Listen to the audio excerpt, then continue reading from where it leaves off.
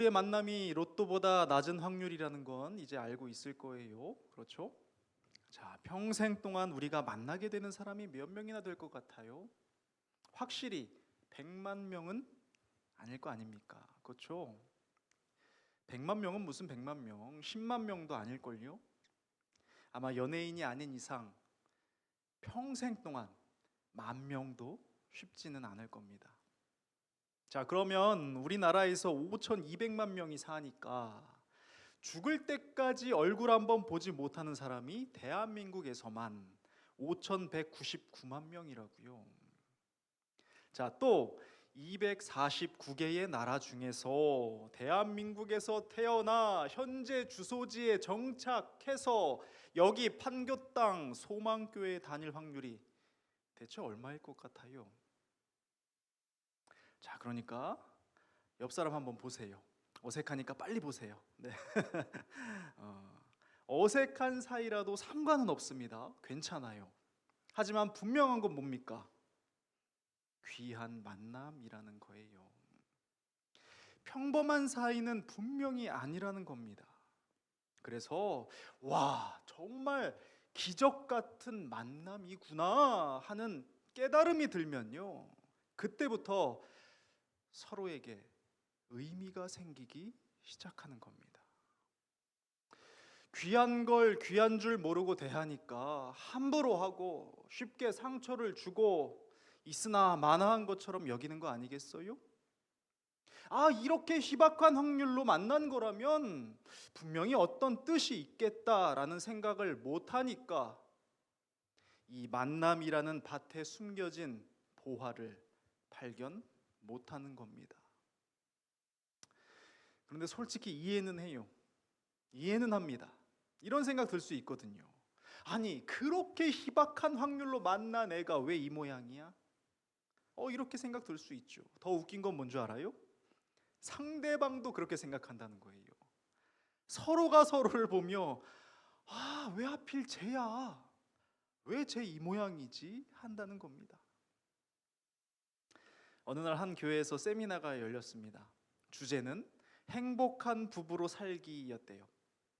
그래서 여러 부부를 모아놓고 이런저런 닭살 돋는 프로그램을 진행하는 거예요. 그런데 사회자가 권사님 한 분한테 이런 질문을 해요. 권사님 내외는 사이가 참 좋아 보이시네요.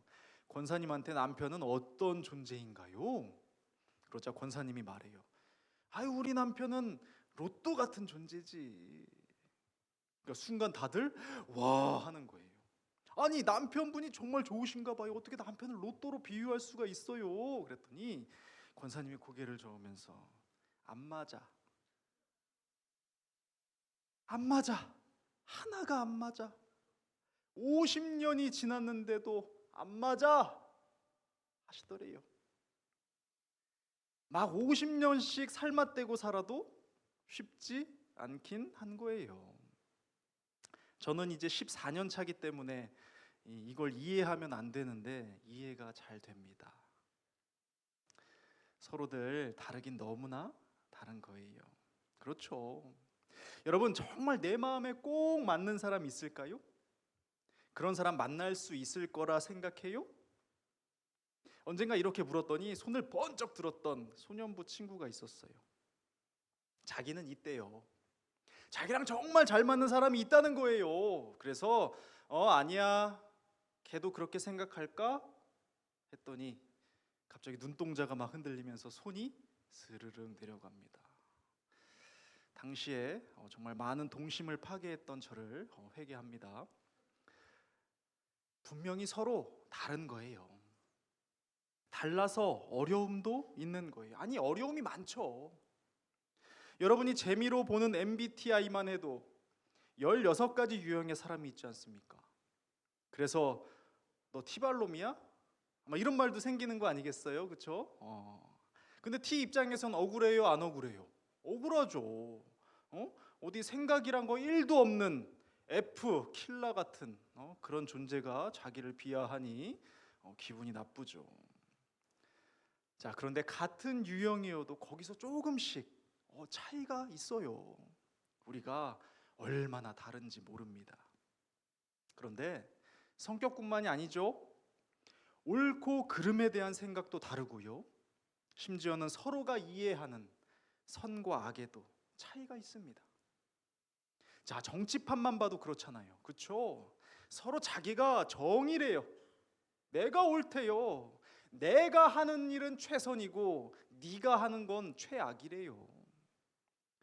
자, 옳고 그름에 대한 주장이 지속적인 갈등을 가져오고 있고요.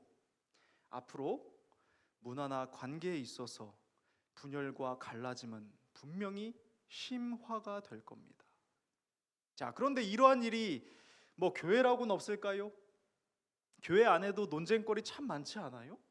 자, 어때요? 우리 11조 논쟁 한번 해볼래요? 주일 성수 논쟁은 어때요? 술이나 흡연 논쟁은? 기도나 봉사에는 분량이 있다, 분량을 채워야 한다, 이런 말들 어때요? 심지어는 서로가 경험한 하나님도 다르죠. 그렇잖아요. 너가 만난 하나님은, 너가 생각하는 하나님은 하면 다 다르다니까요. 그러니까 주님을 대하는 태도에도 차이가 생기고 신앙이란 것에도요, 색채가 생깁니다. 그러니 하나의 공동체가 되어서 한 마음 품기가 쉽지 않은 거예요. 교제가, 서로 사귀어 가까이 지내는 일이 쉽지가 않은 겁니다. 그렇다면 무엇이 필요할까요? 쉽지 않다고 가만히 있을 수는 없죠. 쉽지 않으니까 안 해 할 수는 없는 겁니다. 왜냐하면 오늘 우리에게 교제를 이루라고 분명하게 말씀하고 계시니까요.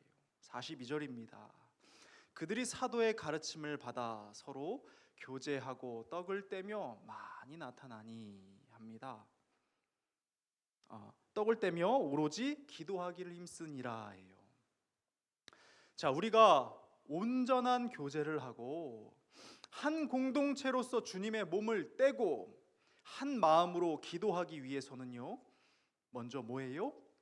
사도의 가르침을 받아야만 한답니다. 이 울타리 안에서 모든 일들이 이루어져야 한다는 거예요. 자, 후에 나누겠지만 이 안에서만, 이 가르침 안에서만 우리가 행하는 모든 일들이 온전해지고 영향력이 있으며 빛을 낼 수가 있기 때문입니다. 자, 그렇다면 사도들의 가르침이란 뭔데요? 사도들이 직접 받은 가르침이에요. 사도란 말은 예수님의 제자거든요. 사도들이 직접 받은 가르침, 예수님의 가르침입니다. 자, 그리고 예수님의 가르침은 뭐예요? 곧 기록된 말씀이죠. 자, 우리가 선하다고 생각하는 것조차, 신앙적이라고 생각하는 것조차 성경이 기준되어서 그 울타리 안에서 이루어지지 않으면요, 하나됨이 아니라 분열이 일어나는 겁니다. 여러분, 저는 아직도 생생한 아주 충격적인 경험이 있습니다. 제가 초짜 전도사일 때 노예일 때문에 담임 목사님을 모시고 서울에 있는 큰 교회를 방문한 적이 있어요. 그런데 도착해서 정말 깜짝 놀랐습니다. 교회 그 큰 마당에 성도들이 두 패로 나뉘어서 앉아 있더라고요. 그리고 서로를 향해서 찬송을 부릅니다. 찬송 제목이 마귀들과 싸울지라. 정말이에요. 무슨 일인지 정확히는 몰랐지만 정말 뉴스에나 나올 법한 충격적인 현장을 제가 목격했습니다. 한 교회 마당에 앉아서 서로가 서로를 향해 마귀라고 이야기하는 거예요. 내가 옳다고 말이에요. 내 신앙이, 내가 믿는 바가 옳다고 말입니다. 말씀의 울타리를 벗어나면 어떻게 되는지 이해가 되시죠? 내가 가진 신앙도 찌르고 해치는 무기가 돼버릴 수 있다는 겁니다. 자, 그러면 교제에 관한 성경의 가르침은 무엇이 있을까? 한번 묵상해 보는데요, 빌립보서 2장의 시작이 이러합니다. 잘 들어보세요. 그러므로 그리스도 안에 무슨 권면이나 사랑의 무슨 위로나 성령의 무슨 교제나 긍휼이나 자비가 있거든 그리고 이어서 기록되기는 함께 읽어볼까요? 시작. 아무 일에든지 다툼이나 허용으로 하지 말고 오직 겸손한 마음으로 각각 자기보다 남을 낮게 여기고 라고 합니다. 자, 온전한 교제를 위해서는 무슨 일에든지 다툼이나 허용으로 하지 말고 겸손한 마음을 가지는 것인데요. 자, 이것은 대단히 거창한 무엇이 아니라 나보다 남을 낮게 여기는 거랍니다. 나보다 남을 낮게 여긴다. 자, 우리 회장님 재훈 형제가 속으로 전도사님 목사님 보면서 얘기하는 거예요. 목사님 진짜 생긴 거 보면 정말 힘들게 사셨을 것 같다. 저 외모로 얼마나 힘드셨을까, 이렇게 속으로 막 생각을 하는 거예요. 그런데 그런 재훈이를 보면서 저는 뭐라고 할까요? 고생 많았겠다 너. 서로 이렇게 얘기하는 거예요. 뭐예요 이거는? 남을 낮추면서 나를 높이는 경우예요. 반대로 남을 통해서 자신을 높여보고자 애쓰는 경우도 있더라고요. 저는 인스타를 안 합니다. 그런데 예전에는 인스타를 한 번 했어요. 우리 그 청년 공동체 안에서 이게 해야만 이 소통이 될 것 같아 갖고 하긴 했는데, 거기에 막 사진들이 막 올라오잖아요. 그런데 이제 뭐 자매 하나가, 여자친구 하나가 자기 이제 셀카를 딱 올려놓은 거예요. 그랬더니 이게 댓글이 막 달리잖아요. 거기에 뭐 어머 언니 너무 이뻐요. 언니 정말 너무 예뻐요. 댓글이 막 달리는 거예요. 그러니까 그 본인이 등판해갖고 아니야 네가 더 이뻐. 그래서 제가 최종 댓글을 이렇게 달았습니다. 니네 뭐하냐? 이건 뭐예요? 남을 통해서 나를 높이고자 하는 그런 마음이 있는 거예요. 자, 우리는 겉으로는 안 그런 것 같아도 우리는 외모뿐만 아니라 여러 종류에서 기본적으로 높아지고자 하고요, 나를 남보다 낮게 여깁니다. 나를 남보다 낮게 여긴다고요. 이게 아니면 열등감이고요. 정말 우리는 희한하게도 열등감 아니면 우월의식이에요. 중간이 없습니다. 그냥 있는 그대로 존재 자체로 서로 수용하고 용납하는 걸 어려워해요. 하지만 이 말씀대로 살 수 있는 방법이 있더라고요. 나보다 남을 낮게 여길 수 있는 방법이 있더라고요. 그건 바로 나를 볼 줄 아는 눈이 열리는 겁니다. 제가요 예전에 한 집회에 참석한 적이 있었어요. 그런데 강사 목사님께서 열변을 토하면서 이런 말씀을 하시는 거예요. 벌레만도 못한 우리는 벌레만도 못합니다. 우린 벌레만도 못한 자들입니다. 이렇게 강단에서 막 얘기를 하시는 거예요. 여러분 기분 어때요? 벌레들아 기분 어떠세요? 이렇게 딱 느낌이. 네, 저는 당시에 정말 불쾌했어요. 집회에 참석하고 앉아갖고 시험을 막 드는 거예요. 벌레랑 비교하는 것도 좀 기분이 그런데 그 벌레보다 못하대요. 아니 죄를 지었어도 내가 죄인이지 죄충은 아니잖아요. 그렇잖아요.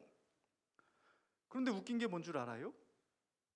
그날 밤에 펑펑 울면서 내가 벌레만도 못한 죄인이라고 아주 오랜 시간 회개를 했다는 겁니다.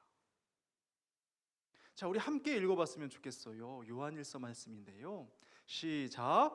그가 빛 가운데 계신 것 같이 우리도 빛 가운데 행하면 우리가 서로 사귐이 있고 그 아들 예수의 피가 우리를 모든 죄에서 깨끗하게 하실 것이요. 그래요. 뭘 본 거예요? 빛 가운데서 내가 보이기 시작하면, 내 속이 보이고 매일마다 솟구치는 내 욕망을 보고, 그래서 내가 어떤 상태인지를 보면 남이 나보다 낮게 여겨질 수밖에 없는 겁니다. 그때 비로소 씻음의 역사가 일어나고 온전한 교제가 시작되는 거예요. 우리가 간구할 것은 나를 직면하는 거예요. 나의 상태, 나의 모습이 어떤지를 보게 해달라고 기도하면 우리는 이 아름다운 교제 속으로 들어갈 수 있게 되는 겁니다. 또한요, 이런 말씀 있죠. 주는 것이 받는 것보다 복되다는 것. 우리 이것도 잊어서는 안 돼요. 사도행전 20장인데요. 함께 읽어봅니다. 시작. 범사에 여러분에게 모본을 보여준 바와 같이 수고하여 약한 사람들을 돕고 또 주 예수께서 친히 말씀하신 바 주는 것이 받는 것보다 복이 있다 하심을 기억하여야 할지니라. 어려운 이야기가 아닙니다. 자, 생각해 보세요. 이 공동체 안에 모두가 받고자 하는 사람들로 꽉 차 있다면 어떨 것 같아요? 모두가 다 다오 다오 날 채워 다오 하는 사람들만 모였다고 생각해 보자고요. 온전한 교제가 일어날 수 있겠습니까? 여러분, 이해 관계로 얽혀도 온전하게는 못 되거든요.